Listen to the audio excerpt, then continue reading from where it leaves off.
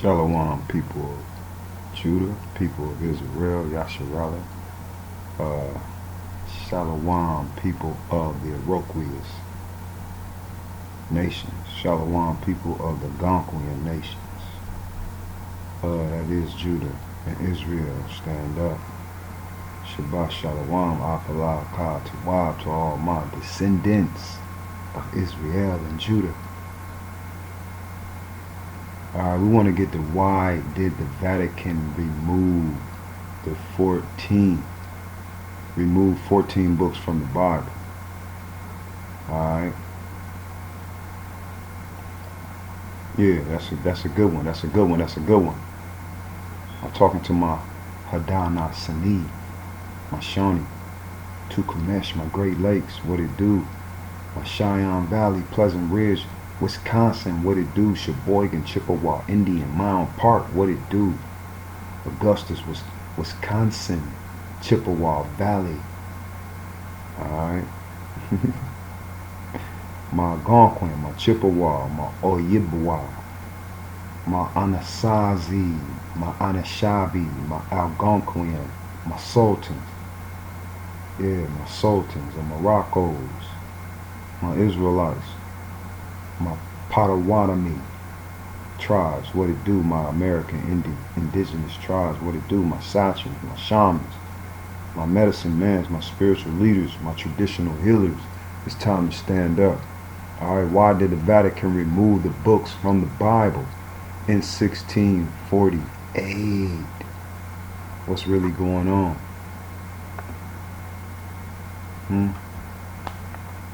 What's really going on? Alright, this is that part 2, man. This is that part 2.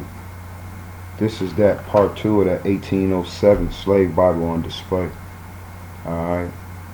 Remember the Haitian War, man. We cannot forget the Haitian War with Toussaint. We cannot forget the Haitian War. Alright, that ended in 1804.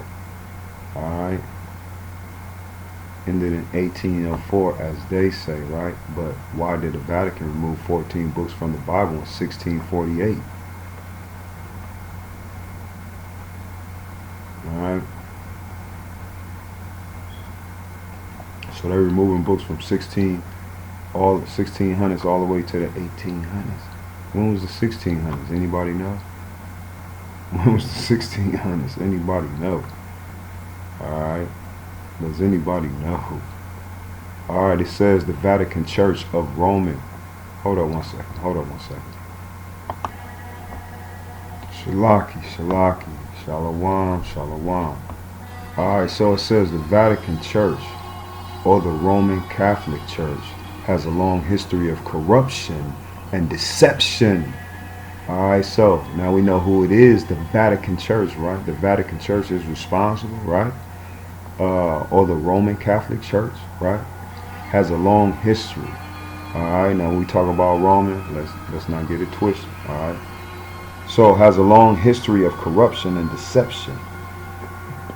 Aside from literally committing acts of outright genocide several hundred years ago against the Cathars. Alright, who are the Cathars? Who are the Cathars? That's you, man. Alright, so aside from literally committing acts of outright genocide several years ago, alright, against the Cathars, to sexually abusing children in more modern times, it is certainly one of the most corrupt organizations in history. Now we know from the Cathars, man, they denounced them out of the church. Alright, why is that?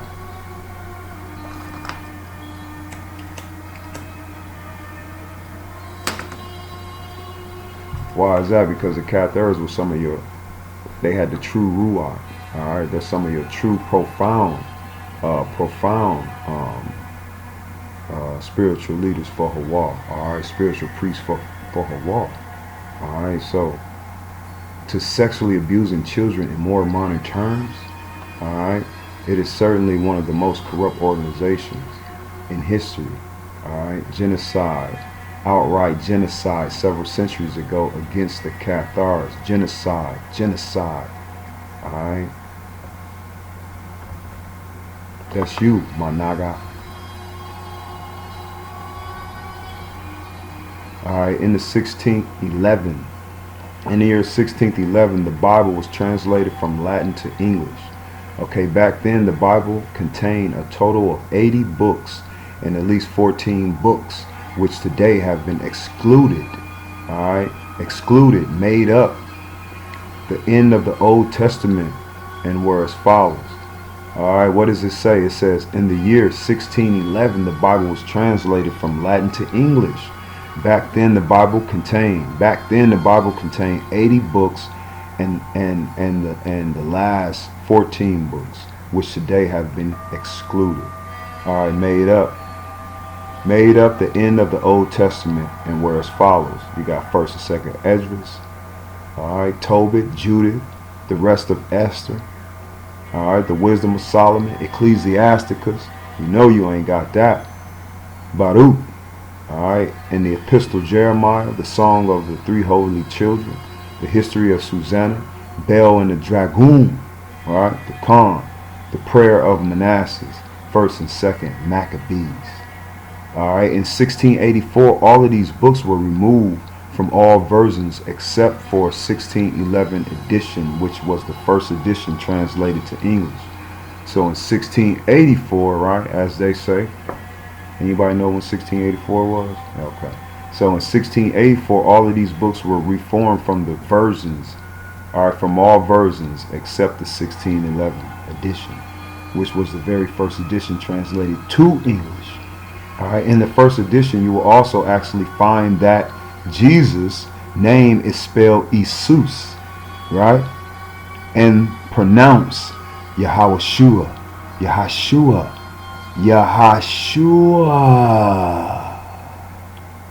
Isu, Yahshua, Bar Hashem. So why then does everyone continue to call him Jesus when the letter J did not even being used at that time?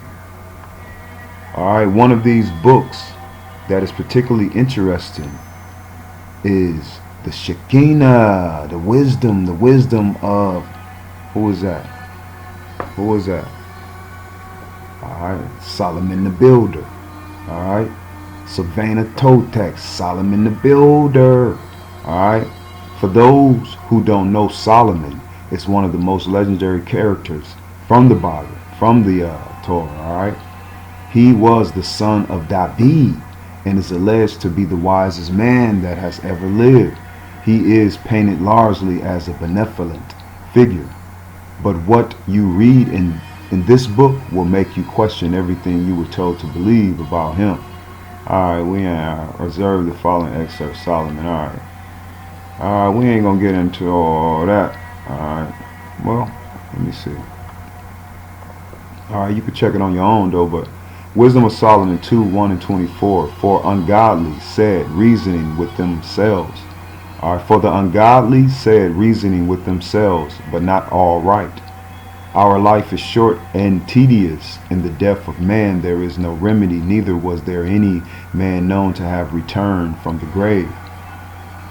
For we are born at all adventure, and we shall be hereafter as though we had never been.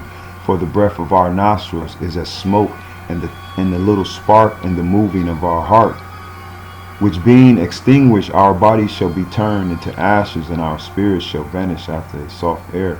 And our names shall be forgotten in time, and no man shall have our works in the remembrance. And our life shall pass away and trace a cloud, and there shall be sense of movement. For that time is shadow. Oh man, very depressing, very depressing. Let us oppress the poor, righteous man. Let us not spare the widow, nor reverence the ancient gray hairs of the age. What are you talking about, Solomon? Let none of us go without his part of the voluptuous. Let us leave tokens of joy. All right. So what is he saying? Let our strength be law of justice, which is feeble and found to be nothing worth. All right. All right. Wait. So this raises a number of important questions, right? Who is Solomon speaking of killing with the shameful death? Why did the Vatican vote to have these 14 books removed from the Bible? Why does Solomon sound so crazy and evil in this book? It seems that Solomon was speaking of Jesus, but Jesus was born roughly 900 years after his death. Could he have prophesied Jesus coming? Let's consider why this could be who Solomon was talking about. They killed the son with a shameful death. The son's actions or fashions were different from everyone else's. He claims to be and is the child of the Most High. He was a righteous poor man who looked at Solomon and others like him as counterfeits. He professed to have knowledge of the Most High. Then listen to what Solomon has to say. He has made to reprove, criticize our thoughts. We were esteemed of him as counterfeits. We established from our ways from filthiness. He pronounced the end of the just to be blessed, and maketh his boast that God, Ahchwa, is his father. For it is just man to be the son of the Most High. He will help him and deliver him, from the hands of his enemies.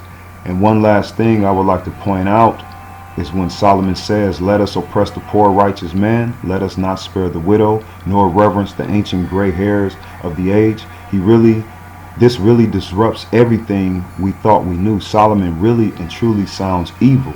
He is alleged to be the wisest man in history. Interesting, Solomon is a man who was engulfed in the occult. He worshipped multitude gods and was weak for women. And the famous Temple of Solomon is considered to be the spiritual birthplace of Freemason, a movement that is at its highest levels associated with pulling strings of major global events and argued to be the true controlling power of the world. Give me a second, man. The alarm going off. Hold on one second. Alright, we got that all squared away. That was Hiram coming in, Hiram Jr. coming in. So we all good. So man, what are we talking about? What is this Solomon talking about? Alright, interesting. Solomon is a man who was engulfed in the cult. He worshipped multiple gods and was a weak man for women. Alright. And the famous Temple of Solomon is considered to be a spiritual place of Freemason, a movement. Alright, what is really going on here? We should certainly research it further, right? So below is a documentary of the occult knowledge of the mastery of King Solomon. Alright, so y'all can feel free to check that out. Oh shoot. Check that out if you want to. This documentary right here, The Real Magic of Solomon. Y'all can look it up and check it out. I'm not about to record and check it out. But let's go up to what Solomon was saying. Well, what they saying Solomon was saying. Okay, let's go up to 20. Right now, this is stuff like they said was left out of the Bible, right? So let's go up to 10. So it said, he said, let us oppress the poor righteous man. Let us not spare the widow, nor reverence the ancient gray hairs of the age, right? So totally disrespect, right? Totally disrespect of the prophets, all right? Nor reverence the ancient gray hairs of the age. He's talking about the prophets. So he said, let us oppress the righteous man, all right, and ignore the prophets. All right, so check this out. Let our strength be the law of justice, all right? For that is which is feeble is found to be nothing worth, all right? For that which is feeble is found to be nothing worth. Therefore, let us lie in wait for the righteous. Lie in wait for the righteous, because he is not of our turn, and he is clean contrary to our doings. All right, he upbraideth us. All right, he reprimand us with our offending of the law, and objective to our infamy and transgression of our education. Wow. All right, did you hear what he said? Therefore, let us lie in the wait of righteousness. All right, let us be a stumbling block to righteousness. Let us lie in wait for them. He almost talking about killing them in a sense, because he is not of our turn, and he is clean contrary to our doings. He upbraideth, he reprimand, he reprove us with our offending of the law. All right, see, all right, you understand, with our offending the law, and objected to our infamy and transgressions of our education. All right, he professes to have the knowledge of the Most High, and calleth himself a child of the Lord. All right, he was made to reprove our thoughts. He is grievous unto us even to behold, for his life is not like others men's. His ways are of another fashion. We are esteemed of him as counterfeits. He abstained from our ways as from filthiness. He pronounced the end of the just to be blessed, and maketh his boast that Ahchwa is his father. Let us see to his words be true, and let us prove what shall happen in the end of him. For if the just man to be the son of the Most High, he will help him and deliver him from the hands of his enemies. Let us examine him with the despitefulness and torture, that we may know his meekness and prove his patience. Let us condemn him with a shameful death, for by his own mouth he shall be respected. Alright. So who is that talking about, man? That's talking about Ahchwa. That's talking about the children of Judah. Alright, who Israel solely despised. The children of Judah. Alright, we talking about the Shani. We talking about Tekumesh. Alright, the children of Judah, the seed of David, the son of Jesse. Alright. Alright, look.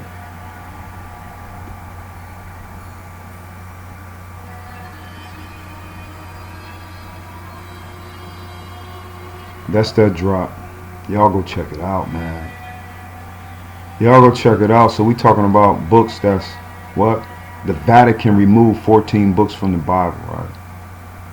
The Vatican removing 14 books from the Bible. The Vatican Church, the Roman Church, has a long history of corruption. Aside from literally committing acts of outrighteous genocide centuries ago. Alright, Universal Declaration of Human Rights, Christianity and its persecution against the Cathars, the Cathars. Alright, such are the heights of wickedness to which men are driven by religion. Alright, what we talking about with Ahchwa? What we talking about with the seed of Judah? What we talking about of Ahchwa? We're not talking about a religion. We're talking about prophecy. Alright, we're talking about a prophecy. So get back into your book, man. Get in your book and peep your prophecy. Alright.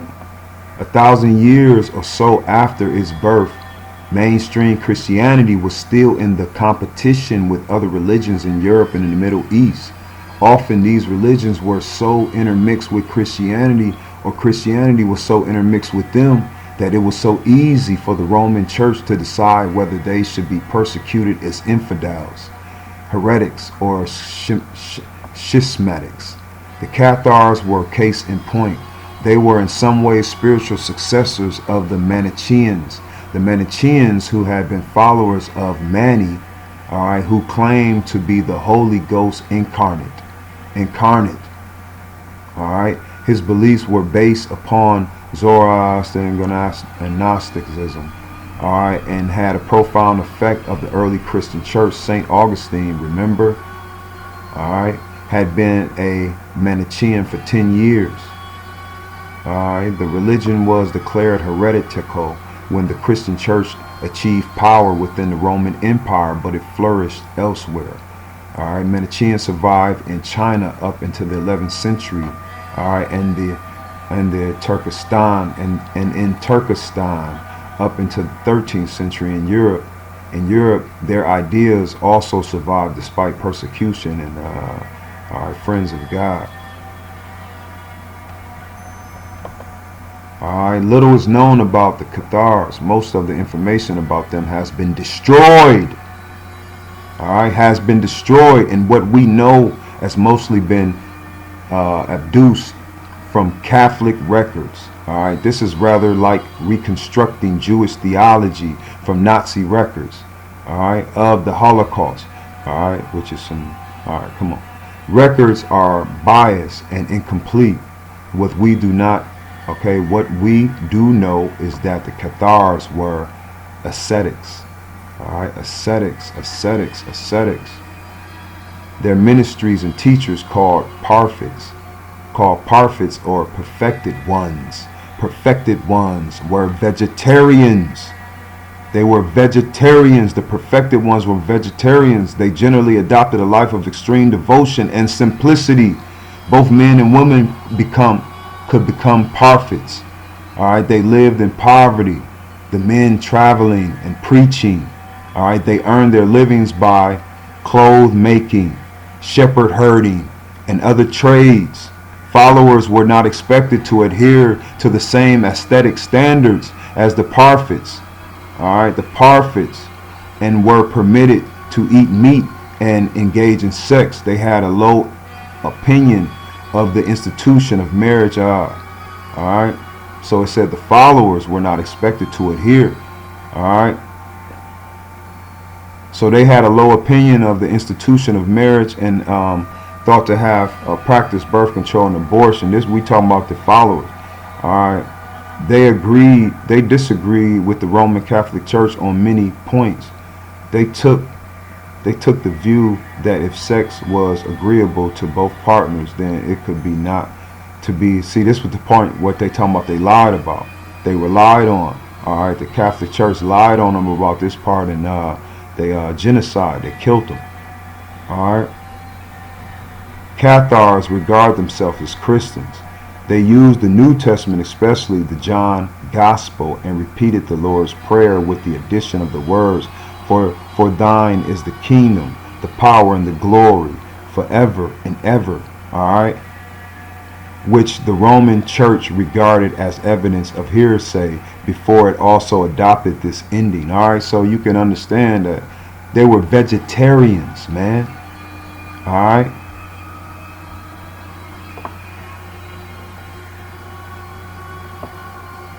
We talking about parfait. What is parfait?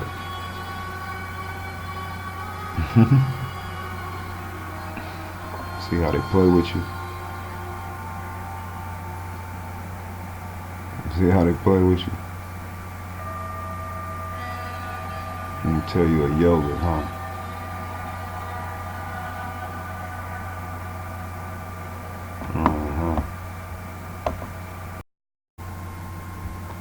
Shalaki. Okay, yeah. Yeah, Judy, you see they tried to play us, but we got it, alright. Parfaits, right? Of the Cathars, right? Parfaits of the Cathars, as you can see. Okay, we can get down to some things. The Cathars' belief, doctrines, theologies. Only a portrait could administer the consolamentum, which meant that every new parfait stood at the end of the chain. Let me see. Alright, let me see. Parfait, what does it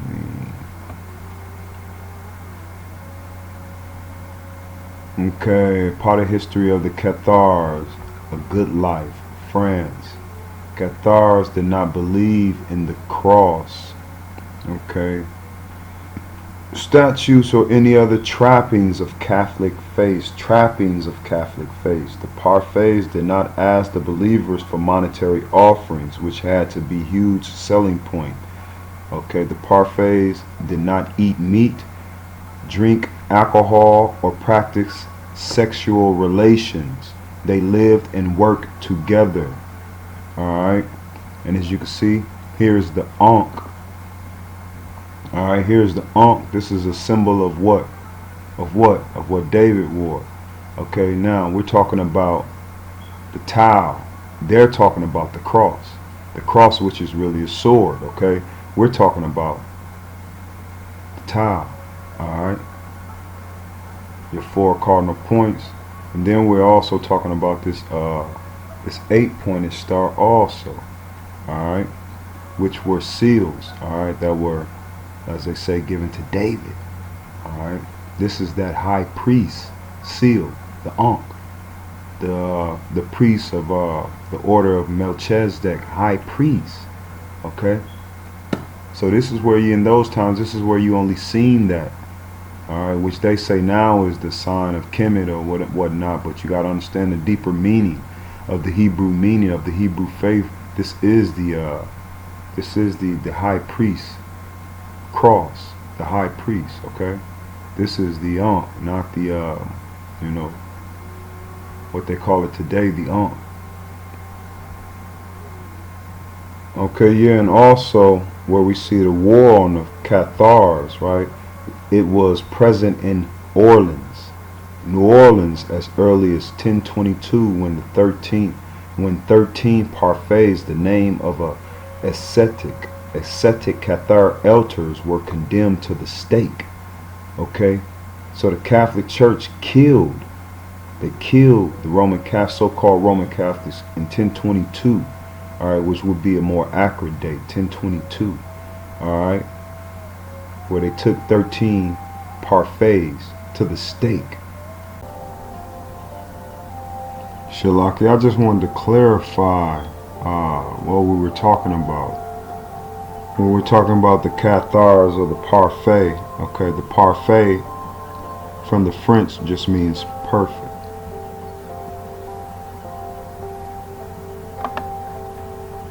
Okay, perfect, also known as parfait in French, or perfectus, okay, in Latin.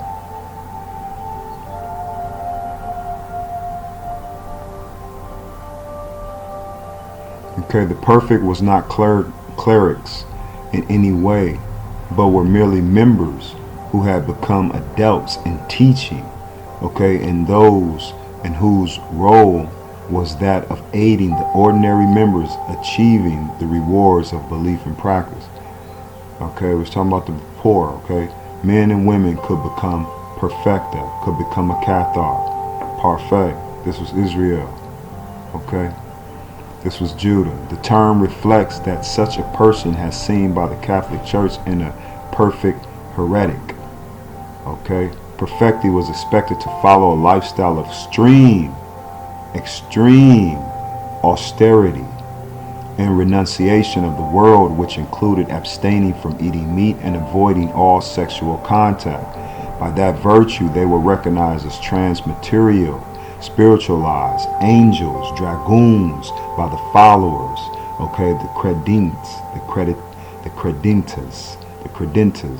all right, the croyant in French, believers in English. Perfecta were drawn from all walks of life and counted aristocrats, merchants, and peasants among their number. All right, women could also become perfect, female perfect.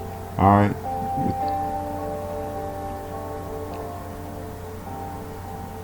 Alright, now Catharism is something else. Okay, Catharism is something that came on, like they say, in the 1100s. Alright, that's something totally different than we talking about the indigenous movement of the Cathars. Okay, these were true Israelite descendants. Okay, let me see.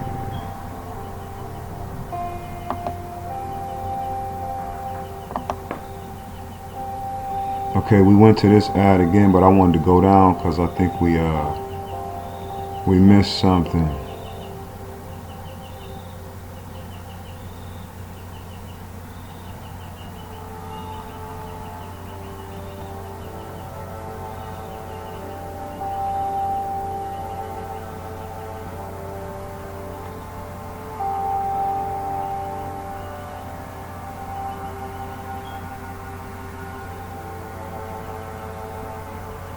Okay, 1 second. I'm trying to look this up.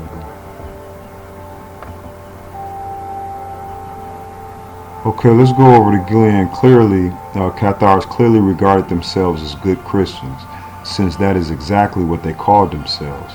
On the surface, their basic beliefs seem unremarkable. Most people would have difficulty in distinguishing the principal Cathars belief from what are now regarded as conventional Orthodox Christian beliefs, which are totally different. However, pursuing their fundamental beliefs to their logical conclusion reveals surprising implications. For example, the Roman Catholics were mistakenly following a satanic god rather than the beneficent god worshipped by the Cathars. Okay, the Roman Catholics were mistakenly following a satanic god, meaning nothing, meaning man beliefs, rather than the beneficent Ahchwa worshipped by the Cathars. Okay, like the early Christians, Cathars recognized no priesthood. Remember, we all walked around with our Torah. Okay, so we talking about a priesthood where you mean the people would had to, a hierarchy meaning people would have to go to the priesthood. People have to go to the priest and just get for sacrifices. Okay, but in this, what they're saying is when they don't recognize no priesthood, meaning everyone was of a high stature because everyone was endowed in the law. Okay, meaning perfect. Okay, so we didn't need priesthood because everyone was endowed in the law. Okay.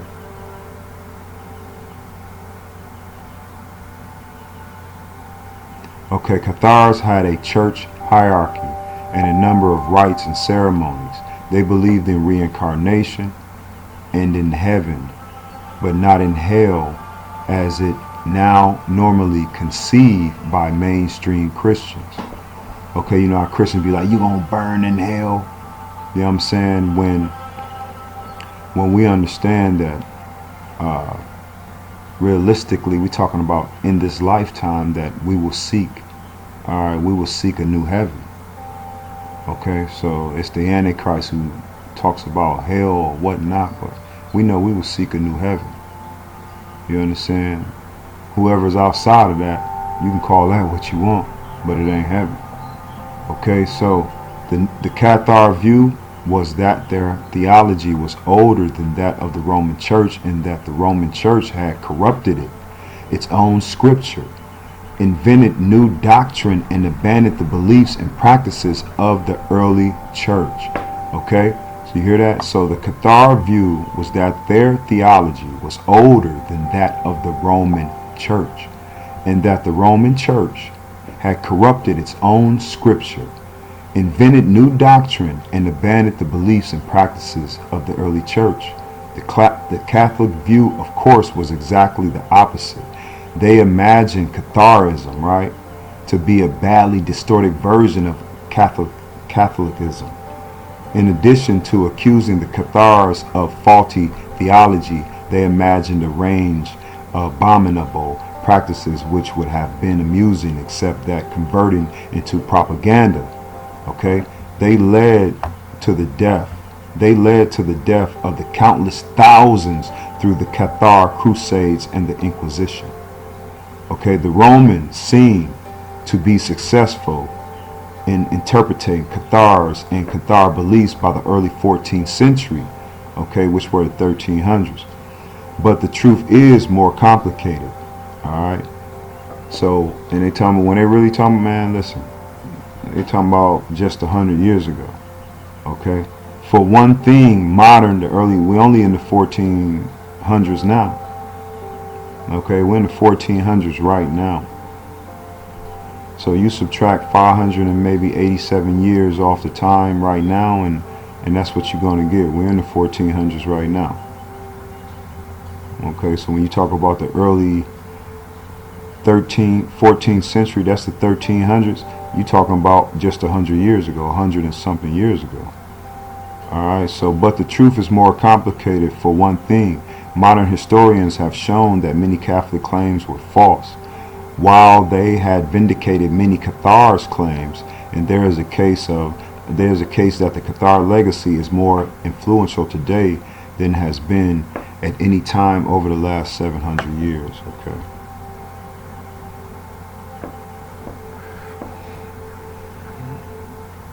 Alright, they're talking about the dualism of Satan and God.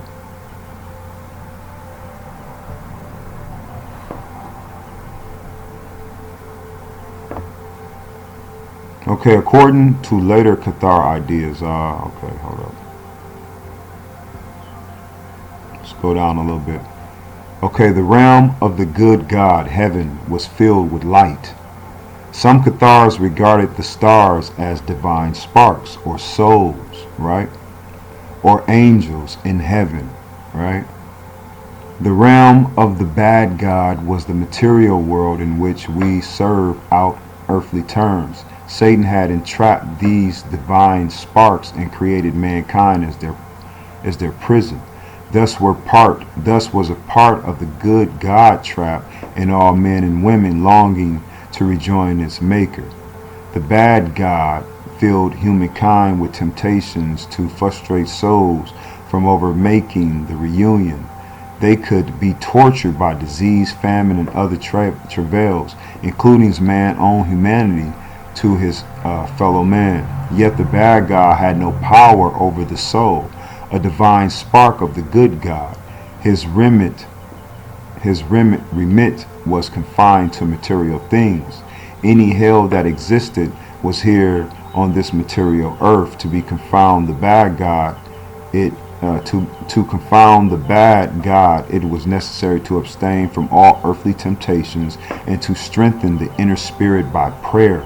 It was an argument that seemed to provide a rational explanation for all the misfortunes of the world. Okay. So yeah, I mean, if you could see, man, it's just brothers trying to be perfect in the eyes of Allah. Some of the things may be misinterpreted as saying the heaven, but that could be misinterpreted from later terms. When we talk about, the book, or when we talk about versus what someone has been taught, okay, about heaven. Heaven was filled with light. Some Cathars regarded stars as divine sparks, okay, or souls, okay, or dragoons, which is in a sense true, but we know those stars for being what? Of the land. We know those stars are being reflections of land, okay, and water, which in a sense is the same thing, because the land, the water, and the people all come from the same thing. It is the embody of the same thing. Alright, and what we're doing is embodying the Hamashiach. Okay, so what we're doing is that there will be a Ruach that come amongst the people of Judah. Alright, the people of Israel. There will be a Ruach. Okay, the same Ruach that waved above the waters in the beginning. So that's what we're trying to understand.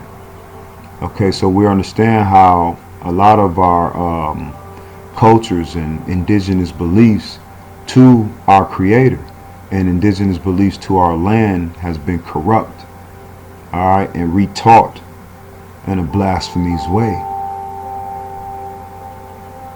Okay?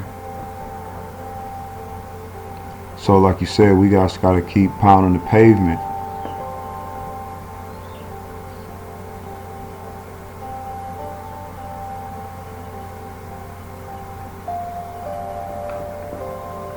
We have to keep pounding the pavement. Okay, the Cathar elect are now popularly known parfaits or perfects. Though they never refer to themselves as such,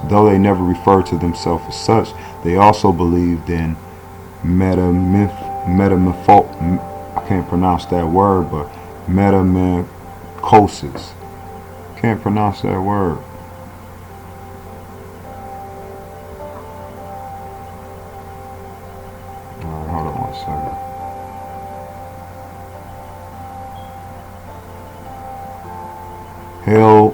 Hell to the Cathars was not a remote place under the earth, for from hell was here and now. Okay, the world itself. Okay, which is a more realistic. Okay, which is a more realistic ideology. Okay.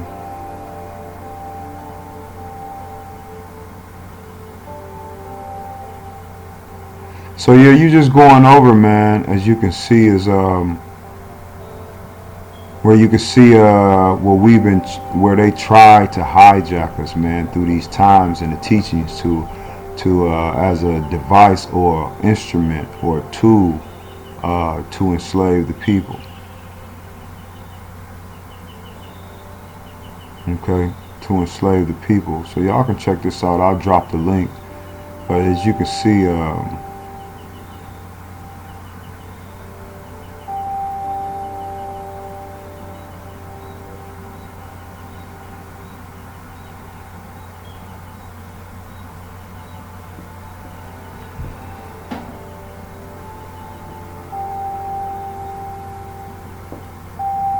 So you can see these were people that were slaughtered in England, man. The Cathars. And over here also. Okay. Spread it over to Americas also and everywhere else. But you can see they were slaughtered. Anybody who was considered a Cathar was slaughtered by the Roman Catholicism Church. Okay.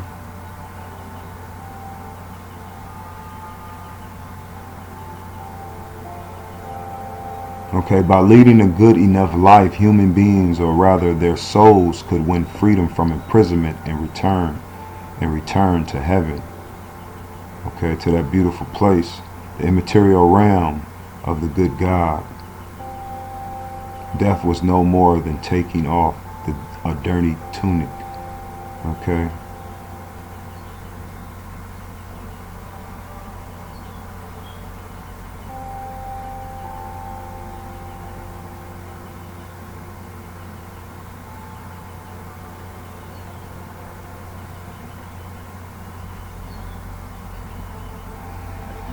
Alright, yeah, so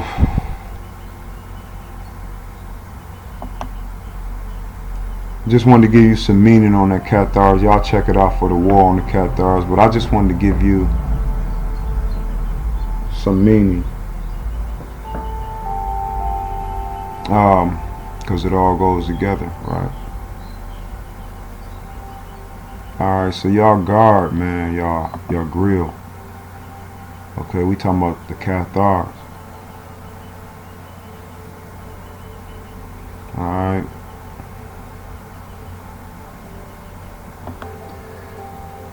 So yeah, y'all remember what we talking about, man. We talking about why did the Vatican remove those 14 books from the Bible?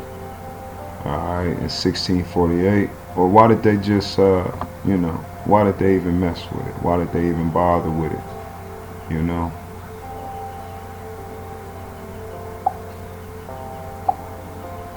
Okay, and also we want to dig into these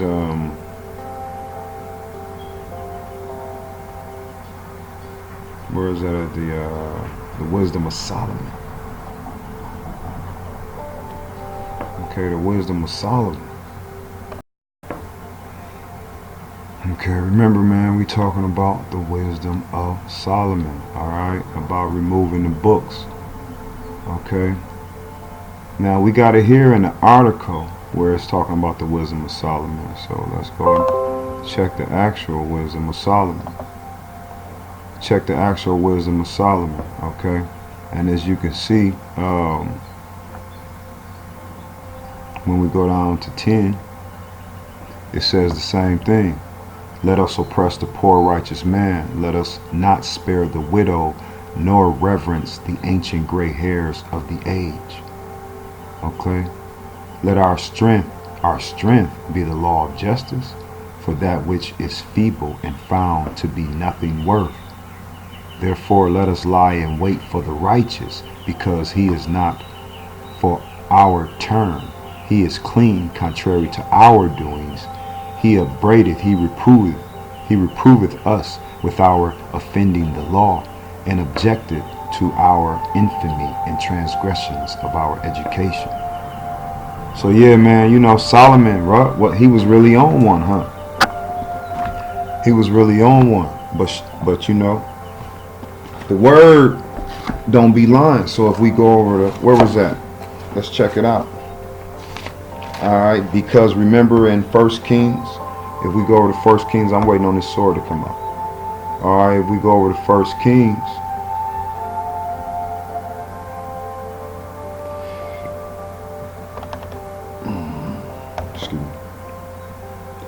Alright, let's go over to 1 Kings. Let's go over to chapter 12 in 1 Kings. Alright,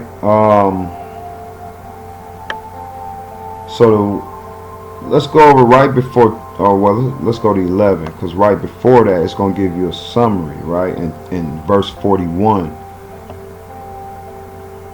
Okay, verse 41. Okay, it says, The rest of the events of Solomon's reign, including his deeds and wisdom, are recorded in the books of Solomon. Solomon ruled in Jerusalem over 40 years. When he died, he was buried in the city of David. Okay, so let's go down to Solomon tried to kill Rehoboam. Let's go down to 34. Alright, no, take it back. Let's go to 11. I'm sorry. We're going to go to chapter 11, verse 1. Okay, chapter 11, verse 1. Let's see what it do. This is David, 1 Kings, chapter 11, verse 1. Okay.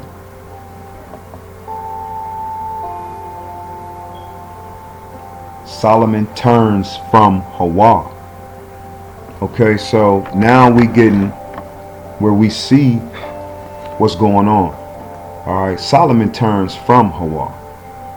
Okay, and that's why Ahchwa, if you see after we finished reading, had took the 12 or 10 tribes from Solomon. Okay, and gave them to Jeroboam. Alright, so he took them from the Judean dynasty and gave them over to Israel. Okay, so as you can see in 11, so it says, now King Solomon loved many foreign women. Besides Pharaoh's daughter, he married women from Moab, Ammon, Edom, Zidon, and from among the Hittites. The Lord had clearly instructed the people of Israel. Okay. Ahchwa had clearly instructed the people from Israel, you must not marry them because they will turn your hearts to their gods, Yet Solomon insisted on loving them anyway. He had 700 wives of royal birth. Okay, he had 700 wives of royal birth. Okay, and 300 concubines, and in fact, they did turn his heart away from Ahchwa. Okay, they did turn his heart away from Ahchwa. So when you get down 11 in chapter 5, it exactly lets you know exactly what's going on. When you get down to 5, it says Solomon worshipped Asherah. Solomon worshipped Asherah, the goddess of the Sidonians, and Molech, the detestable god of the Ammonites. In this way, Solomon did what was evil in Ahchwa's sight. He refused to follow the Lord completely as his father David did. Okay. Alright. So on the Mount of Olives in 7, on the Mount of Olives, east of Jerusalem, he even built a pagan shrine of Shemos, the detestable god of Moab, and another for Molech, a detestable god for the Ammonites. Solomon built such shrines for all his foreign wives to use his burning incense and sacrifice their gods. The Lord was very angry with Solomon for his heart had turned away from Ahchwa, the god of Israel, who had appeared to him twice. Okay, so yeah,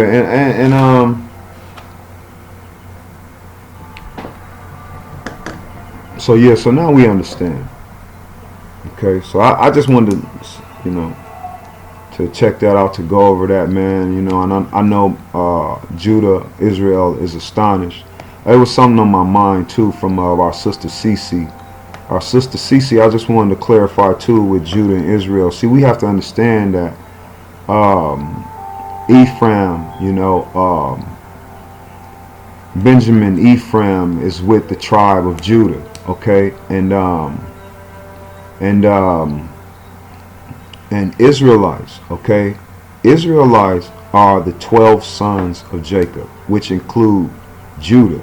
Okay, Judah is his own tribe. You understand? Within Jacob there are 12 tribes. Okay, Judah being one of them.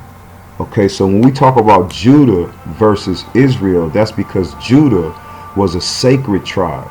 Okay, and that's the and Ahchwa had separated them because of the evil practices of Judah, okay, but he separated them. You understand? So he separated the tribe of Judah, okay, because of Solomon. All right. So therefore he separated the tribe of Israel. I'm sorry. So therefore he took tribes. He took the tribe of Judah, Benjamin, and Ephraim, okay, and made them the tribe of Judah. And then he took the rest of the 9 tribes, right, and some of Ephraim, some of Benjamin, and put them and left them to the Israelite tribes. So therefore you had a large, huge tribe of the Israelites and their 9 or the 11 tribes. But then you had the tribe of Judah with some Ephraim and some, I think, Benjamites, okay, in the tribe of Judah, all right, that kept the royal crown. You understand? So then at the time, then when we got invaded, it was Israel that was invaded, because they actually formed confederacies and idol worships against Judah. So therefore then after they fell, then Judah fell, right? But then we still would have had a kingdom, but Judah ran, okay? Judah fell because they were so fear and didn't understand the prophecy. So they ran to Egypt, okay, when some of Judah stayed there. Some of Judah stayed. So therefore then we, did what we had to do still there in the land, but the rest of us of Judah ran to Egypt, and then we were enslaved and as you say, brought back to the Americas. So that's how you have it. All right, that's how you have it. Okay, so I hope this was, an instrument, a tool you can use in your liberation to Hawaii. Y'all remember, man, 9 is, is all the ultimate key, man. We always stay 9 above. Remember, vibration is law, and law is Hawaii. All right.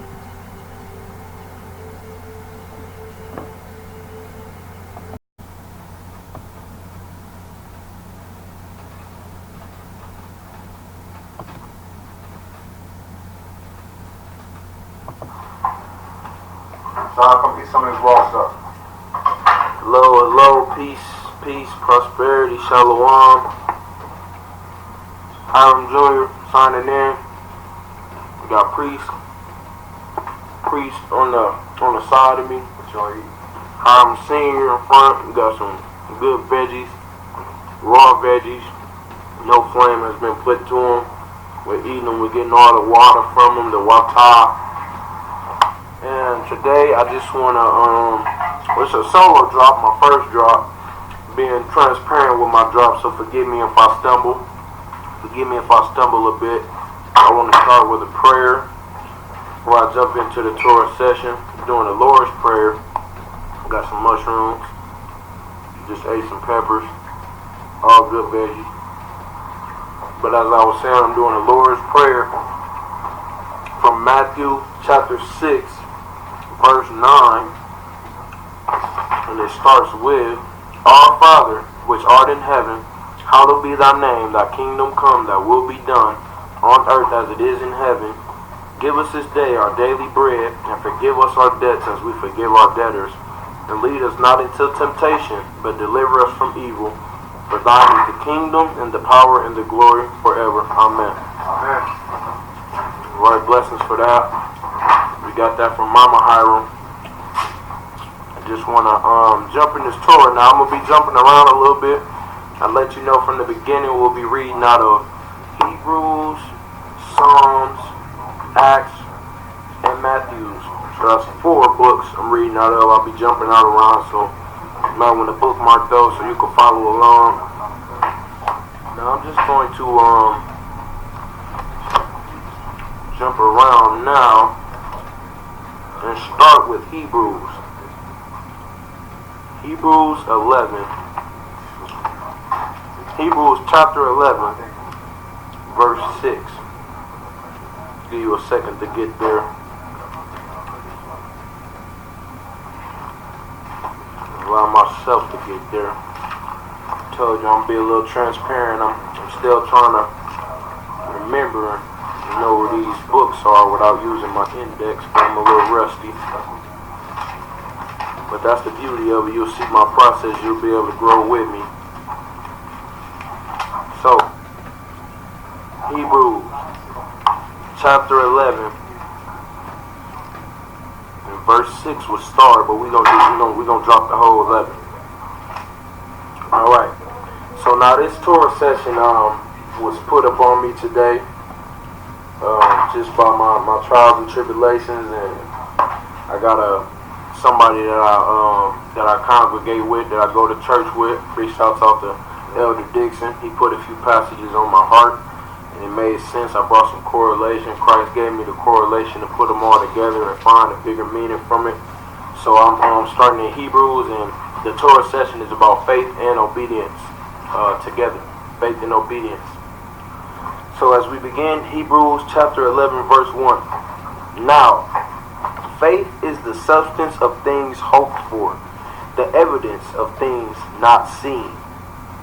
For by it the elders obtained a good report. Through faith we understand that the worlds were framed by the word of God, so that things which are seen were not made of things which do appear. So that is breaking it down, and my interpretation is that there is no theory. We have faith. We don't have a Big Bang theory. God did not take a little bit of sky and put a little bit of grass and bring it together. He had faith in his creations, and they were there. God said, let there be light, and there was light. There was no type of chemical combustion that happened to give us things that appear that we see. It was all God's creation and the faith in what he knew he wanted to create, which was good. God saw that it was good, so it was there. In chapter 11, verse 4, by faith Abel offered unto God a more excellent sacrifice than Cain, by which he obtained witness that he was righteous, God testifying of his gifts, and by it he being dead yet speaketh. So if you break that down, the faith was so strong in Abel that even after his death, he still was able to cry unto God. His blood spoke to God from the ground. That's how strong his faith was. He offered the more righteous gifts than his brother, and his brother envied him for that. So that's how you know Abel's faith was so strong that even after his death, his blood cried out to God and spoke to God. He didn't have to be in the flesh. He didn't have to be in the body. Just a little onion for purification. He didn't have to be in the flesh. His blood spoke from the ground to God. Chapter 11, verse 4, by faith Abel offered unto God a more excellent sacrifice than Cain, by which he obtained witness that he was righteous, God testifying of his gifts, and by it he being dead yet speaketh. By faith Enoch was translated, that he should not see death, and was not found, because God had translated him. For before his translation he had his testimony, that he pleased God. But without faith it is impossible to please him. For he that cometh to God must believe that he is, and that he is a rewarder of them that diligently seek him. So I just want to go back on 6 because that's pivotal. Hebrews chapter 11, verse 6. But without faith it is impossible to please him. For he that cometh to God must believe that he is, and that he is a rewarder of them that diligently seek him. Now don't get me wrong, I am emphasizing faith, but faith is to follow. Faith is to be obedient. That's why faith and obedience go together. You must seek. And if you continue to seek Christ in the Ruach, there's no way that you would not follow his commandments. There's no way that you would not do what he asked you to do. Because faith and obedience go hand in hand. In order to have faith and follow, you must seek and do. Chapter 11, verse 7. By faith, Noah, being warned of God things not seen as yet, moved with fear, prepared an ark to the saving of his house, by which he condemned the world, and became heir of the righteousness which is by faith. So you gotta think of that. You gotta put yourself in Noah's shoes. God is about to destroy the world. He's about to bring a flood. He told you to get 2 of everything, get an ark, and you will be saved. Noah moved on faith. He did what God said. He did exactly what he was commanded to do, and it came to be true. Verse 8, by faith, Abraham, when he was called to go out into a place which he should after receive for an inheritance, obeyed. And he went out, not knowing whither he went. By faith he sojourned in the land of promise, as in a strange country, dwelling in tabernacles with Isaac and Jacob, the heirs with him of the same promise. So basically, by faith, we inherit everything. Our heirs, we have the same. We have the same promise as Jesus Christ. We own everything just as Jesus Christ, because we are sons of Christ. We are sons of God. We believe in Him, and would you say, Connor? We are the body. We are the body. So, if you believe, wholeheartedly believe, and you pair your faith with obedience, that promise is yours, and God won't lie to you. If you His son, your Father don't want to lie to you. He don't want to confuse you. He wants to tell the truth to you. He just wants you to follow Him. Have faith and be obedient. So Hebrews chapter 11, verse 9. By faith he sojourned in the land of promise, as in a strange country, dwelling in tabernacles with Isaac and Jacob, the heirs with him of the same promise. For he looked for a city which hath foundations, whose builder and maker is God. Through faith also Sarah herself received strength to conceive seed, and was delivered of a child when she was past age. What 90, 80-year-old woman you know still with child? It's not possible. Well, it is possible through Christ. Sarah herself received strength to conceive seed, and was delivered of a child when she was past age, because of her faith. So because she judged him faithful who had promised. Hebrews chapter 11, verse 12. Therefore sprang there even of one, in him as good as dead, so many as the stars of the sky in multitude, and as the sand which is by the seashore innumerable. These all died in faith, not having received the promises, but having seen them afar off, and were persuaded of them, and embraced them, and confessed that they were strangers and pilgrims on the earth. For they that say such things declare plainly that they seek a country. And truly, if they had been mindful of that country from whence they came out, they might have had opportunity to have returned. But now they desire a better country, that is, and heavenly. Wherefore God is not ashamed, or why is not ashamed to be called their God? For he hath prepared for them a city. That's right. By faith, Abraham, when he was tried, offered up Isaac. So by faith, Abraham offered up his son. He didn't want to give up his son, but the Ruach was testing his faith. So by faith, Abraham, when he was tried, he offered up Isaac, and that he received the promises, offered up his only begotten son, of whom it was said that in Isaac shall thy seed be called, accounting that God was able to raise him up even from the dead, from whence also he received him in a figure. By faith Isaac blessed Jacob and Esau concerning things to come. By faith Jacob, when he was dying, blessed both the sons of Joseph, and worshipped, leaning upon the top of his staff. By faith Joseph, when he died, made mention of the departing of the children of Israel, and gave commandment concerning his bones. By faith Moses, when he was born, was hid 3 months of his parents, because they saw he was a proper child, and they were not afraid of the king's commandment. By faith Moses, when he was come to years, refused to be called the son of Pharaoh's daughter, choosing rather to suffer affliction with the people of God, than to enjoy the pleasures of sin for a season. Wow. So choosing rather to suffer affliction with the people of God than to enjoy the pleasures of sin for a season. So that just means that you may be fooled and think it's an easier route out, but your faith will let you do the harder thing, which may be just trusting and not knowing where you're going or what will happen, but by faith you will be saved. And what that meant also, that he didn't take money, or he didn't take material gain as becoming with the Egyptians.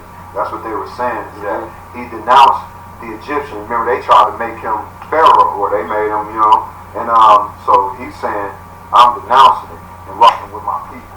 That's what he basically saying, because that's God. Allah is king over everything. Exactly. As Hiram said. So he chose rather to suffer affliction with the people of God than to enjoy the pleasures of sin for a season. So Hebrews chapter 11, verse 26. Esteeming the reproach of Christ greater riches than the treasures in Egypt, for he had respect unto the recompense of the reward. By faith he forsook Egypt, not fearing the wrath of the king, for he endured as seeing him who is invincible. Through faith he kept the Passover and the sprinkling of blood, lest he that destroyed the firstborn should touch them. By faith they passed through the Red Sea as by dry land.